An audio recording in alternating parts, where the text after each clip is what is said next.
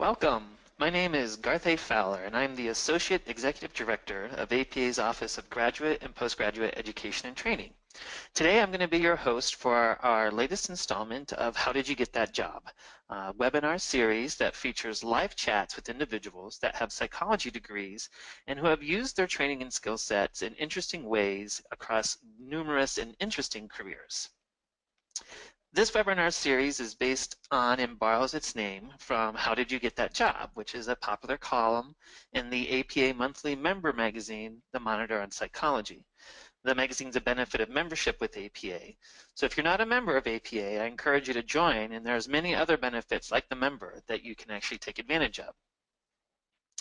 Here's how our short time together today is going to work.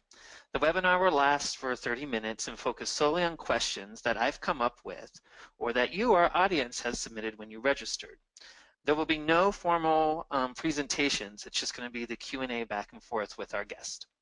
During the webinar, you can submit questions by using the questions box that is located in the control panel.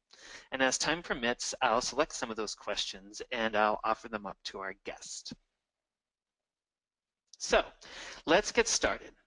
I'm very happy today to have our guest, Dr. Leandra Clark Harvey, and she has leveraged her psychology background and skills into the chief consultant job for the California State Legislature. So before we get started, I'd like to thank Dr. Clark Harvey for taking the time to be with us today. So thank you very much for joining. Thank you. I appreciate the opportunity. Excellent, excellent. All right, well, let's jump right in. So first of all, did I get the title of your job right? Make sure I have the title of your job correctly. And tell us how long you've been actually doing this. Sure. Thanks so much. I am the Chief Consultant for the Assembly Committee on Business and Professions, and I've had that role for about 2 years. Prior to that, I worked in the Senate for the California State Legislature as a principal consultant for their Committee on Business Professions and Economic Development. In the legislature, all bills go through a vetting process. So bills are referred by topic to committees, and our committee oversees any legislation that affects licensed professionals or has any type of scope of practice issues. And I lead the team of consultants in analyzing the bill for its merits and then making recommendations to legislators who ultimately vote on the bill for or against it. So it's a team of people that you work with and you lead in your position. Yes. Excellent. So then tell us a little bit, it sounds really interesting and exciting, so tell us a little bit, what is the typical day like? What happens? Is it all email? Is it emails and people?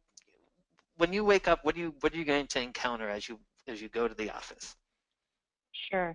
Well, on my way to the office, I've probably already fielded a number of calls from the chair of our committee, a legislator who kind of presides over the hearings that our committee has.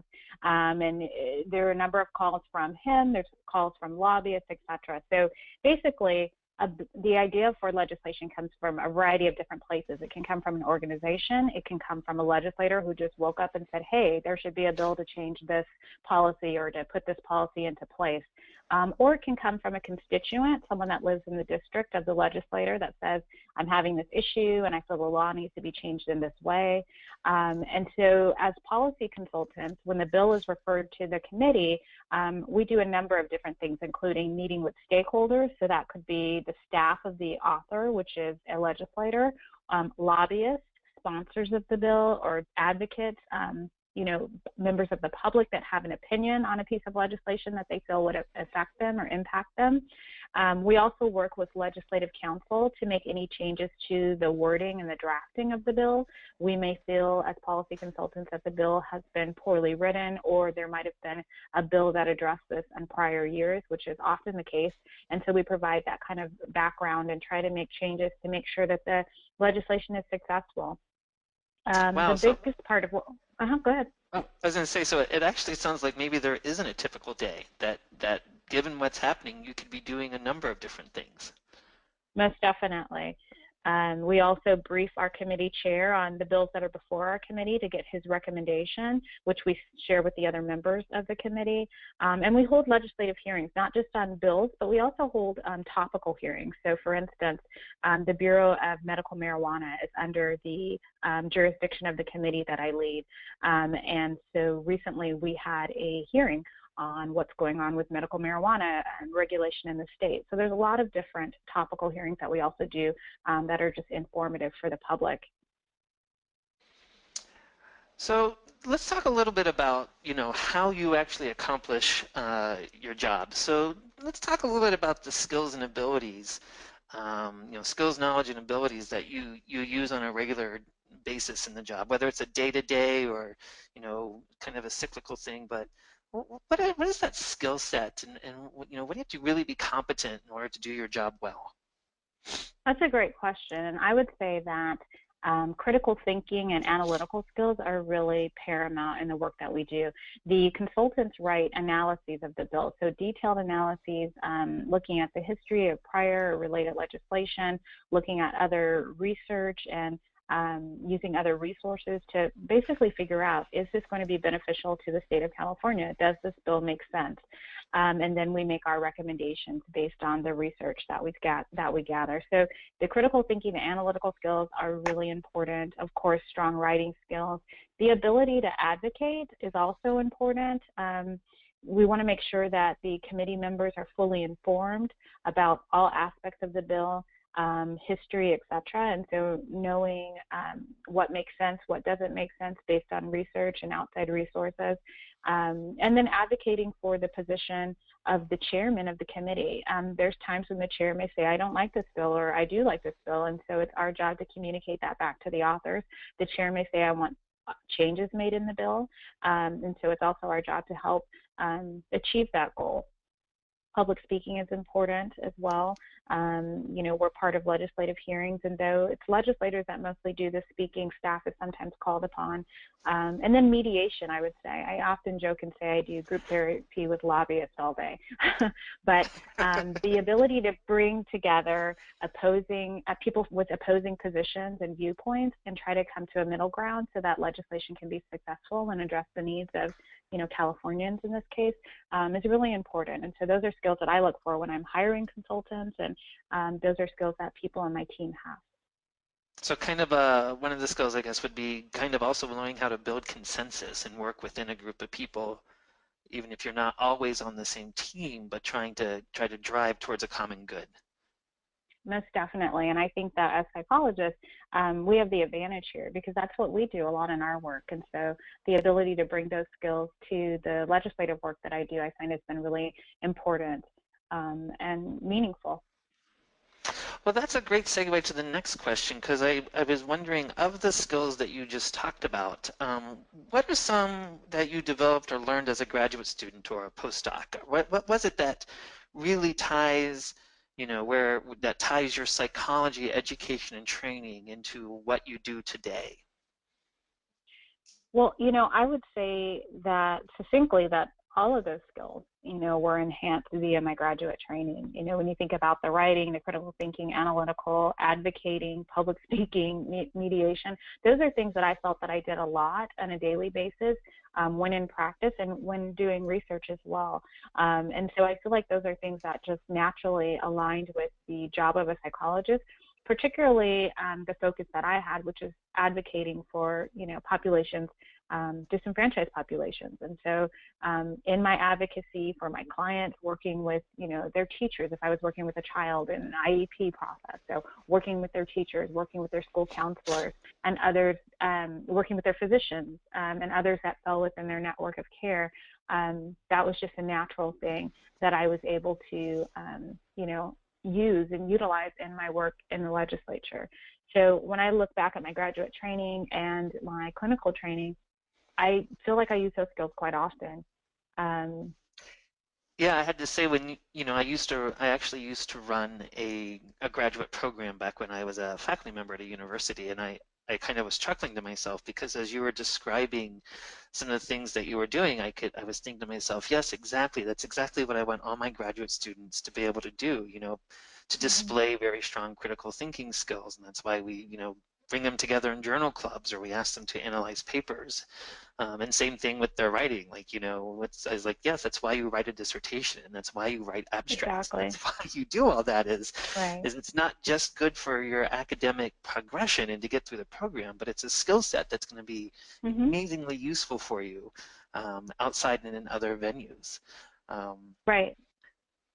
So there's skills that that you definitely brought to the position, correct? So your training and your graduate training, your postdoctoral training really refined some of those, gave the ground for those critical thinking skills and that communication, and in your job, the ability, the advocacy, the particular that you did. What about the job? What about the skills that you then learned on the job, or when you got the job, you found out, wow, I have to really, I really have to focus on this particular skill set or this particular ability. Was there anything that, really became like, I don't want to say the go-to, but you really realized that you also learned to do it better while you were in this position or the position before this?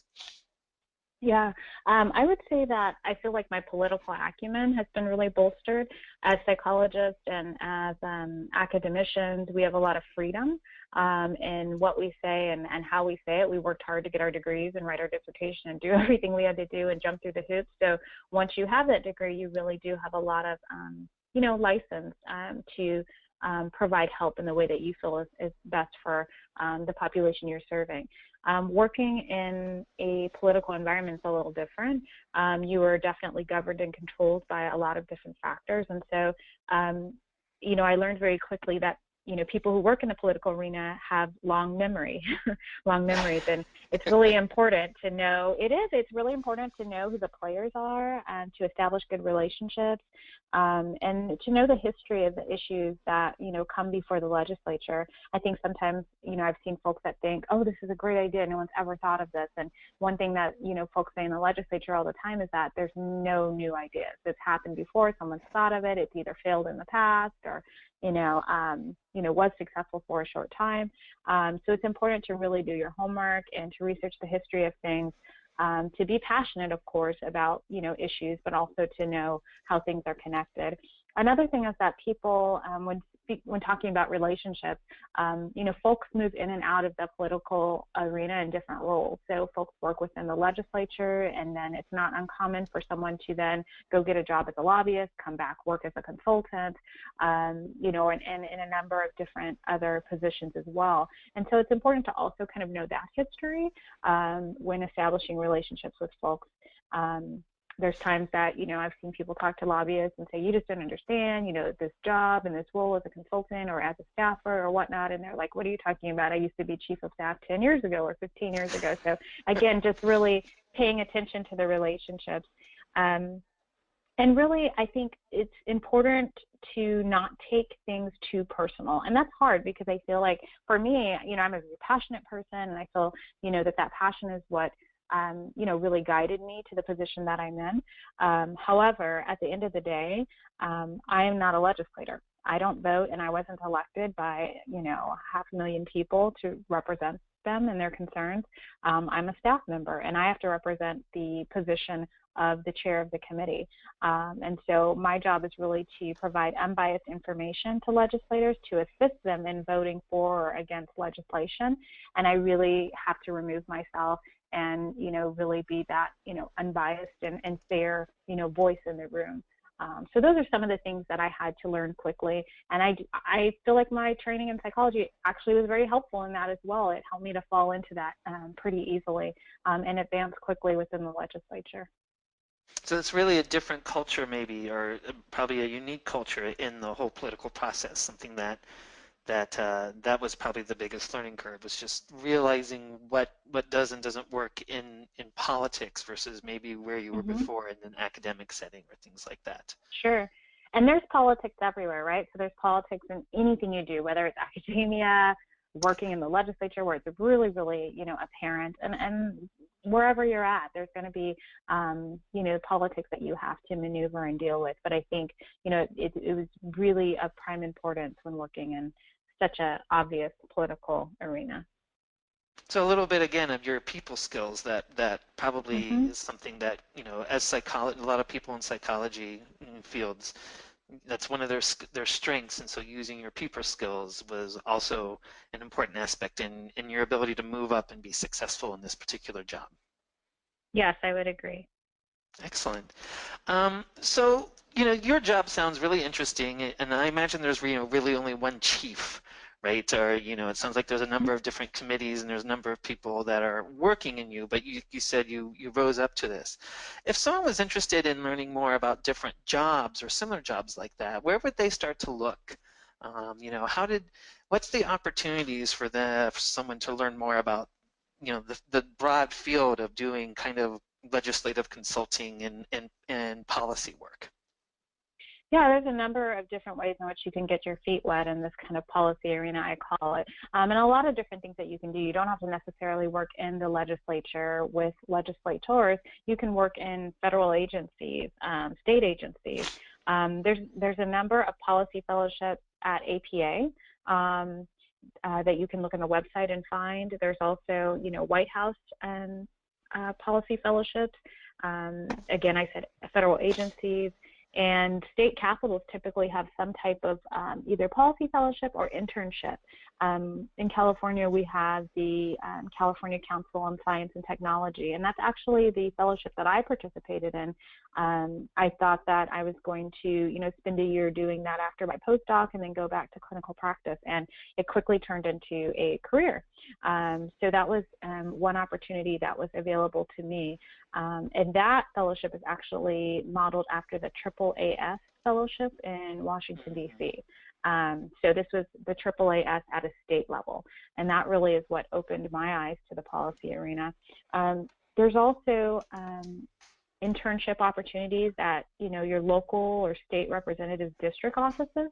So the opportunity to go and volunteer in a district office is really important as well, because legislators very much care about what their constituents, the people that elected them, care about and think. And so if you're able to make inroads that way, and have that more one-on-one personal relationship with your legislator, that's also another way that you can do that. Excellent. Well, before we start taking some of the questions, is there anything else you'd like to pass along? Any other thought or advice, generally speaking, for someone that might be interested in, like you said, I like your term that it's the general policy arena. Mm-hmm. Yeah. What I would say is that you don't have to get a job in policy and politics to influence policy. I think, as psychologists, there's so many really important issues that we need to advocate for. And if we don't advocate for our profession, no one else will. And that's something I learned very quickly, because I work in a business and professions committee, and scope of practice tends to be kind of one of the most prevalent issues that people are looking at with legislation. If we don't have strong advocates for our profession, then someone else is going to, advocate for their profession. And that's where my mediation skills come in a lot. It's, the doctors versus the nurses, and then the next day it's the doctors and the nurses aligned against the, another profession. And so as psychologists, it's really, really important for us to have that state level advocacy with your state psychological associations. In grad school, I was never involved in my state association because I didn't really understand that that was important. And now I see the importance of it on a daily basis. When the lobbyists from these various different professions are coming to meet with me and advocate for or against legislation that would impact the professionals they represent. Yeah, that's a good point. That was actually one of the questions that someone wrote in was what are the other ways that psychologists could be more effective in advocating? And I think you just answered that question really beautifully. And I know that the APA does have resources on their website, in particular in a lot of the government relations segments. So each office of the APA, like the Education Directorate or the Science Directorate, they often have Mm-hmm. offices that are dedicated towards government relations, and they have resources and they have tutorials on how to become a more effective advocate. So I think that's a great piece of advice that even if you don't know policy is where you want to be in your career, there's some great benefits to being involved in advocating and getting your kind of feet wet or being involved in that whole policy arena. Right. So we're And gonna if, go on. no, I was going to say also, if you don't have the opportunity or desire to, volunteer at your local legislative district office or, volunteer for a campaign, as well as joining your SPTA, you can also just donate. You can donate to the APAPO, which funds our lobbying efforts for our association. And then another thing that's really simple to do but keeps you engaged is monitoring what happens at the state level with your psychology boards. Oftentimes the meetings are webcasted, or held in areas where you can travel to, and just find out what's going on in our state. What are the laws that are impacting, the practice that I'm engaging in as a psychologist? So those are just some other ways that you can get involved. So one of the questions that we got here that I thought was really good was, what kind of opportunities are there for people who don't have doctorates? So maybe someone with a master's degree. Are there opportunities, or do you think there's opportunities for someone with a master's in psychology to be involved in the policy arena? Yeah, most definitely. I think that the skills you learn at the master's level are also really important, and they're building blocks towards doing good advocacy work. One thing that I noticed is that the profession of social work really knows how to advocate for their profession. They're very organized in that way, and they're trained to do so during graduate school. Most of them are master's level professionals, and so they get that training during their formative, graduate school, their master's programs, and they utilize that in the clinical work that they do, and they're also aware of how to translate that clinical work into advocacy, at the state level, et cetera, and to organize. So I definitely think that there's opportunities for folks with master's level degrees to get involved in policy, whether that's at the state capital level or federally, or, joining a think tank, and providing information and resources that way. Yeah, I think that sounds great, and I think you're right. It's the skill set, really, not the degree, that's going to be opening avenues for you. So, just think about the skill sets that the skill sets that you develop as a master's or a doctoral level student, and how they move into those jobs. And that leads to another really good question. We've had another people write in ask about what kind of research skills, if I was a graduate student, say a master's or doctoral student, what should I really be focusing on now? If I really am thinking about getting into policy and policy and consulting. So still a student, where should I be focusing my time and efforts? Yeah, I would say that methods that include perspectives of and empower, participants in research, like participatory active action research, is a strategy that I think is really important.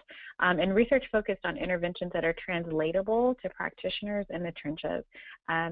When I draw upon research in my work, legislators want to know, what's happening with the practitioner? How is this really playing out in real life? So being able to take that information and provide it to them in a way that seems really practical and applicable, I think is important. So the research that I focused on was really translatable in that way. So that's what I would encourage, definitely. Excellent. And so we've actually had another set of number of people have asked about, do you have the opportunity, you mentioned that you write a lot of like briefs and descriptions, but do you have an opportunity to somehow publish? There's been questions about, do you get involved in any kind of amicus briefs, or do you get to write any type of law reviews? Is there any kind of scholarly publication opportunity for those that might still be interested in that? I think that that's definitely an option. It's not a requirement of my job, but it is something that, if the opportunity was presented, that consultants on my team would have the ability to participate in. I do have attorneys that work on my team, and so I know that, they have outside interests as well and have done research and participated in that way. So most definitely people are able to utilize their training and their degrees to participate in other types of publication and research. Good. So you had mentioned earlier something that I wanted to go back to, the AAAS internships and fellowships. And I know in the piece that appears in the Monitor You mentioned that you actually did the minority fellowship program, Psychology Summer Institute. So let's talk a little bit more about some of these, entryways or pathways for people who are interested in learning more through internships or fellowship opportunities. Are there Sure. a lot? Do you know of a lot? What's out there? Sure, sure. Well, first of all, my interest in policy was really piqued when I participated in the Minority Fellowship Program Psychology Summer Institute. As a minority fellow, it was an opportunity to go and to really focus with a group of other people that were interested in doing, research on, public health issues, et cetera, and populations that were considered, disenfranchised. That gave me the opportunity to go to Capitol Hill and advocate for continued funding of the Minority Fellowship Program. And what I really ended up doing was talking to my state representative about the work that I was doing in the community, the clinical work. And so that's where my eyes were kind of open to the idea of working in policy, and that kind of started the ball rolling. But there's lots of opportunities out there. I mentioned the California Council on Science and Technology. That's in California, obviously. But there's a lot of other national fellowships. There's the Robert Wood Johnson Health and Society Scholars. RAND Corporation, that's a great opportunity to do research, and it's still within the policy arena. The National Academy of Sciences also has short-term fellowships in DC. The AAAS, I think, was mentioned already. Yeah, that's what I wanted to Yeah. take time Yeah, because go ahead. the AAAS Science and Technology Policy Fellowships are a very, very big policy program in the United States. It's ran technically through the AAAS, but the way that they work is they actually let other organizations nominate fellows from their own disciplines or from their own professional associations, and the APA is one of those. So there's actually an Right. ATA fellowship that's I think it's ran through the Science Directorate for people that are interested. That's where you'd find information, but you could apply, and your training would be done by the American Association for the Advancement of Science. But it's the same thing. You would get placed into a fellowship, a policy fellowship, here in Washington D.C. in the local government. So Right. I think that's a Yes. wonderful And so, opportunity. yes. And APA has congressional and executive fellowships. They have the Minority Fellowship Program has a policy fellowship. And then APA also has the Dalmas Taylor and the James Marshall policy fellowships. So there's a lot of opportunities. Most Yeah. definitely.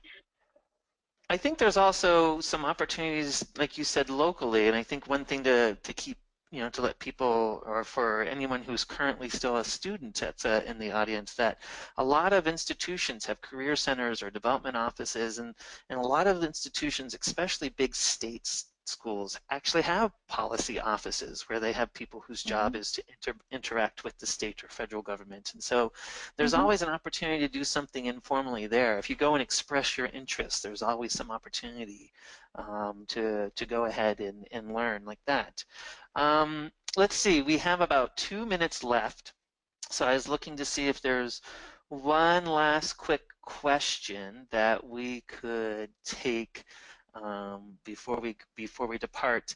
And I guess actually maybe just some closing thoughts would probably be the easiest thing, because we're actually really running out of time. So any last thoughts that you wanted to pass on to the audience about, if they were really interested in learning more about your type of job or career?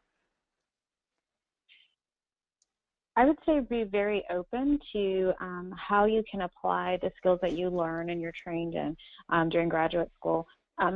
After graduate school, I think we are trained to think very narrowly sometimes. Either I'm going to be a scientist or a practitioner, or maybe I'll have the time and resources to do both. But there's so much more that we can do, and we have some really wonderful, unique training that is applicable across many different fields. We just don't realize it, I think. And so as soon as psychology, wakes up in a way and understands that these skills can be used in many different ways and they're valuable, I think that we'll be well on our path to realizing kind of our full potential as professionals. So I just encourage everyone to stay very, very open. I know that during graduate school, that's one thing that really bugged me. I felt like, I don't want to just be a scientist. I don't want to be just a practitioner, and I don't want to just be both. I want to do what I want to do.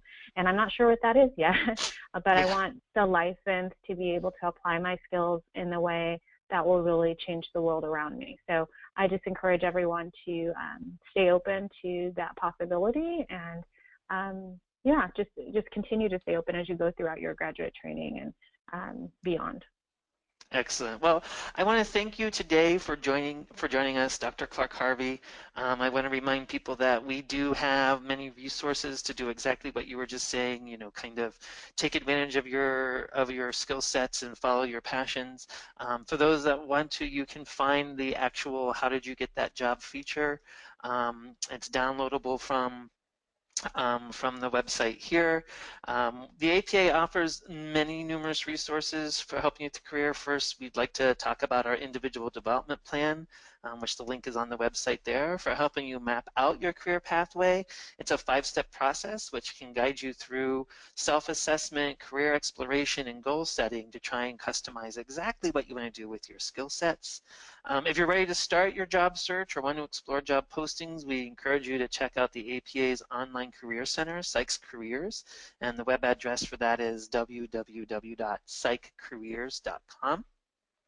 And if you're looking for any more career-related information, then please check out the webinars and other resources on our Psych IQ page, and the website is right up there on the screen for you. It contains all kinds of resources, articles, booklets, webinars that you can use to help move your career forward. And lastly, I want to remind everyone that you should be receiving a recording of the webinar in the next week in case you'd like to re-listen. And as soon as the webinar is ended, there will be a short survey on your screen. And we hope you will take a few minutes to complete the survey and give us feedback on what we did and how we can improve in the future. And so thank you very much for joining us. And until next time, I'm Garth Fowler at the APA.